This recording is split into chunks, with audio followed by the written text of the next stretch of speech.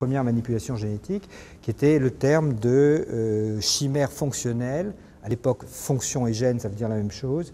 Hein, chimère fonctionnelle ou de chimère génétique. En effet, depuis 1973, date de la première manipulation génétique, eh bien, on a commencé à faire des chimères génétiques, puisqu'on prend des gènes en provenance d'ordres, de règnes, d'espèces différents, et on les introduit par des moyens extrêmement violents, qui sont soit une espèce de missile biologique cancéreux qu'on appelle Agrobacterium tumefaciens, soit par des bombardements de microbilles revêtues de la construction génétique que l'on veut introduire de force dans les cellules végétales, là, puisque je parle des cellules végétales, soit on utilise l'AGGène, l'électroporation, c'est-à-dire un courant électrique pour ouvrir les membranes cellulaires et injecter à l'intérieur des constructions génétiques, les chimères, les constructions chimériques que l'on veut introduire à l'intérieur, soit encore les produits chimiques, si vous voulez, pour faire exactement la même opération. Donc on n'est pas, si vous voulez, dans le cadre d'un rapport naturel avec le monde vivant, on est dans le cadre d'un rapport de violence et de domination. Je pense que l'intérêt pour le semencier, c'est justement de l'introduire dans différents contextes génétiques pour pouvoir offrir différentes variétés qui ont la construction. Et au bout du compte, je pense que le but, ça va être d'introduire ces constructions génétiques dans toutes les variétés commerciales. Ce qui sera un moyen pour le semencier d'avoir le brevet et la mainmise sur toutes les variétés en question.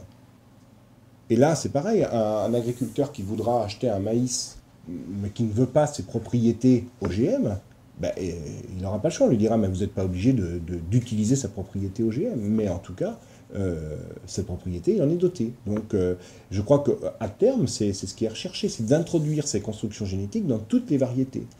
Et comme ça, eh bien, vous n'aurez pas d'autre choix que de vous procurer, l'agriculteur n'aura pas d'autre choix que de se procurer une plante dotée d'une stérilité juridique qu'est le brevet. Donc oui. Il l'empêche de replanter ses semences, puisque ses propres, une partie de sa récolte, puisque à ce moment-là, il se met en porte-à-faux vis-à-vis de la loi. Et on peut dire qu'à partir des années 70, ça va être toute l'histoire de la biologie, c'est l'histoire de la remise en cause progressive de ce qu'on a appelé, de ce que Crick appelait lui-même le dogme de la biologie moléculaire. C'est-à-dire ces deux hypothèses dont je vous parlais tout à l'heure. Et dès les années 80, on sait que ces hypothèses sont erronées. Et finalement, ce qui a porté le coup de grâce à toute l'affaire, ça a été l'annonce du séquençage du génome humain en l'an 2000. Ça a été annoncé, vous savez, de Berlin à Pékin, de Tokyo à Paris, de Washington à Londres. Il y a eu une immense cérémonie de propagande pour célébrer le séquençage du génome humain, ce qui était d'ailleurs une véritable plaisanterie. Mais la leçon qui est sortie ce jour-là de cette annonce, c'est que l'espèce humaine avait autour, disait-on à ce moment-là, 30 000 gènes. C'est très très peu pour le roi de l'univers, puisqu'on n'a pas plus de gènes que de certains lombrics ou certains vers de terre, c'est pas brillant, pour l'espèce qui est censée tout dominer. Et nous avons entre 100 000 et 300 000 protéines. Donc le modèle un gène, une protéine ne fonctionne plus. Autrement dit, ce que je suis en train de vous dire là, et c'est valable pour les gens de Biovision ou ailleurs, c'est qu'il n'y a plus de base, disons, véritablement scientifique aux manipulations génétiques. On a affaire à des techniques qui sont des techniques brillantes parfois, extrêmement inventives, mais qui ressemblent, si je reprends une expression qui a été utilisée par des chercheurs à propos des diagrammes de régulation des gènes, vous savez que ces diagrammes sont devenus d'une complexité de plus en plus grande, puisque vous avez le régulateur du gène, mais vous avez le régulateur du régulateur, le répresseur du régulateur du régulateur du répresseur, etc. Et ceci, c'est à l'infini. Donc ces diagrammes deviennent de plus en plus compliqués, et donc des chercheurs récemment comparaient ces diagrammes à une explosion dans une usine de spaghettis. C'est une technique totalement aléatoire, où on ne maîtrise pas le nombre de gènes qui pénètrent dans les cellules, les endroits où ils vont s'intégrer dans les chromosomes de la plante ou d'autres choses, quel que soit l'OGM. Alors on a des possibilités techniques de le vérifier a posteriori, mais ces possibilités techniques ne nous permettent jamais de savoir si on n'est pas allé inactiver des gènes de l'organisme de la plante, pour reprendre cet exemple-là, ou surexprimer des gènes, etc. Donc c'est vraiment quelque chose de très aléatoire, et il est impossible par conséquent de prévoir, il n'y a pas un seul scientifique au monde qui peut recenser ce que peuvent être à court, à moyen ou à long terme, les retombées, les conséquences d'une modification génétique sur un organisme. Parce qu'évidemment, quand on met des gènes nouveaux dans un organisme, on introduit des ouvriers nouveaux dans l'usine, donc on fait des nouvelles chaînes de montage et de démontage, ça va interagir avec les chaînes de montage et de démontage naturellement présentes dans ces cellules, dans ces usines, et de manière absolument imprévisible. Et tous les gens qui font des OGM toutes les semaines savent à quel point on ne maîtrise pas ces conséquences-là.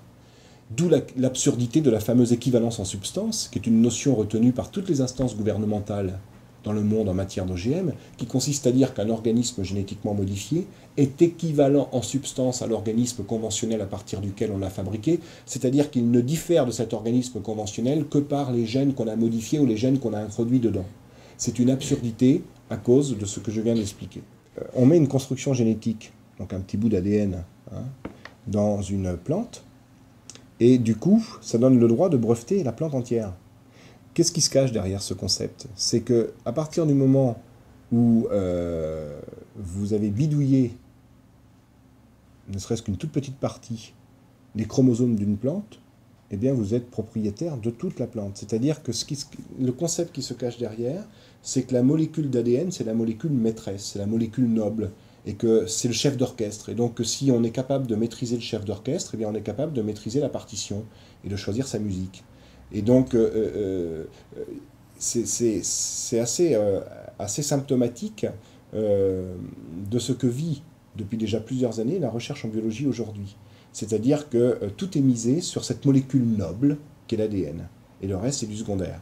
C'est-à-dire que finalement, si on est capable de maîtriser cet ADN, eh bien, on est capable de maîtriser le vivant. Alors qu'évidemment, le fonctionnement d'une machinerie vivante n'est pas restreinte à ces molécules d'ADN. C'est un élément de la machinerie, l'ADN. Mais il y a cette notion de, comment dire, que finalement, si on a la mainmise sur les molécules d'ADN, eh bien, on a la mainmise sur le vivant. Et parce que la construction génétique, déjà, on peut discuter de la brevetabilité du vivant, bien sûr, en tant que tel. Mais admettons qu'on dise finalement la construction génétique, elle n'aurait pas pu se faire toute seule, donc c'est une invention, c'est plus une découverte, c'est une invention, donc on brevette. Je ne suis pas d'accord avec ça, mais admettons. Eh bien, on devrait breveter que la construction. Or, le simple fait que la construction soit dans la plante fait que la plante entière appartient au semencier.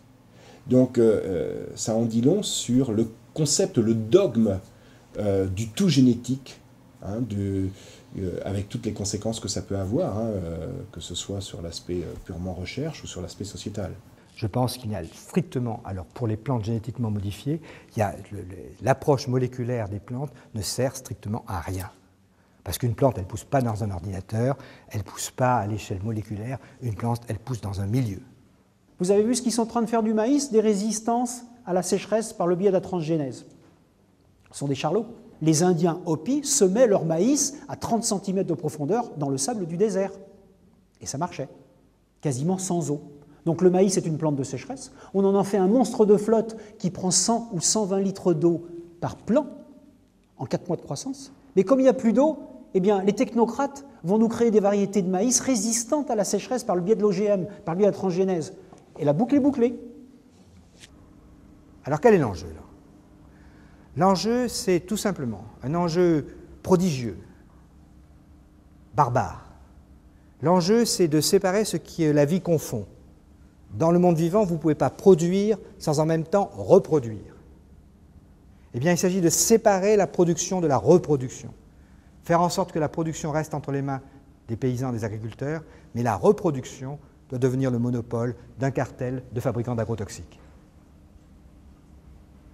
Et en effet, vous pouvez facilement le comprendre. Il y a une véritable contradiction dans le monde vivant, à savoir que les plantes et les animaux se reproduisent gratuitement. C'est l'horreur absolue dans une société marchande, dans le champ du paysan. Gratuité. Se reproduisent gratuitement dans le champ du paysan. Autrement dit, tant que le grain récolté est aussi la semence de l'année suivante, ces gens-là n'ont pas de marché. Donc ils ont entrepris depuis les débuts, depuis les tout débuts où la question de la manipulation de l'hérédité à des fins économiques et à des fins directement économiques s'est posée, c'est-à-dire pour les plantes à partir de la deuxième moitié du XIXe siècle, pour les animaux c'était beaucoup plus tôt, pratiquement un siècle plus tôt. Eh bien, cette entreprise consistant à séparer la production de la reproduction, eh bien, c'est une véritable guerre à la vie, guerre au vivant. Eh bien, cette guerre au vivant a commencé. Une guerre qui a été maintenue secrète, disons derrière un véritable rideau de fumée, dans la mesure où aucun semencier ne pouvait déclarer quel était son objectif ultime.